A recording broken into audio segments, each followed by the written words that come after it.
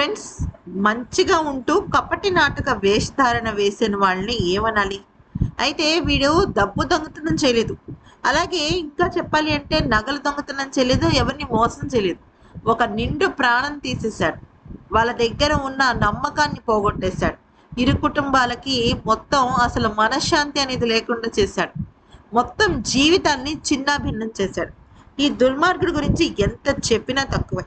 శిక్ష ఎంత దారుణంగా పడాలో మాటల్లో చెప్పలేం. ఎంతో హాయిగా ఆనందంగా తన జీవితాన్ని తానే హాయిగా చూసుకునే అమ్మాయి ఇలాగా ఇంత దారుణానికి గురవ్వడానికి ప్రధానమైన కారణం ఎవరు అంటే ఆ హరిబాబు గారు. వయసు 26 సంవత్సరాలే, కానీ చేసిన కూనీకి మాత్రం జీవితాంతం జైల్లో ఉండి మగ్గి మసించిపోయి అక్కడ చచ్చిపోవాలి అని చాలామంది అనుకుంటున్నారు. అయితే వీడు వైష్ణవిని చంపే ముందు ఒక ఫోన్ కాల్ చేశాడు. నిజానికి వైష్ణవి చనిపోయిన తర్వాత పోలీసులు చాలా లోతుగా దర్యాప్తు చేస్తున్నారు. అక్కడ ఉన్నది కేవలం హరిబాబు మాత్రమే. కానీ హరిబాబు వెనకాల ఇంకా నలుగురు ఉన్నారు అన్న విషయాన్ని పోలీసులు సైతం కనిపెట్టారు. అయితే ఆ రోజు వీడు వాళ్ళ అమ్మ, ఇద్దరు అన్నయ్యలకు కాకుండా ఇంకొక మహిళకు ఫోన్ చేసినట్టు ఫోన్ ఆధారాల్లో బయటపడింది. అయితే ఆ మహిళ ఎవరు అంటే వీడికి పెళ్లి కాకమునుపు, పెళ్ళైన తర్వాత కూడా వివాహేతర సంబంధాలు ఉన్నాయి.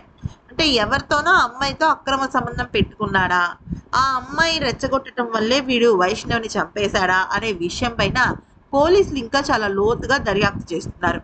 ఎందుకనంటే ఒక కాల్ వల్లనో లేదా 2 కాల్స్ వల్లనో లేదా ఇంకా వేరే ఏదో చిన్న చిన్న ఆధారాల వల్ల ఒక నిర్దోషిని దోషిగా మార్చకూడదు. ఇక నిర్దోషి అంటే హరిబాబు కాదు, వేరే ఇంకెవరైనా ఉన్నారా తన చుట్టూ అనే విషయాన్ని తెలుసుకోవడం కోసం.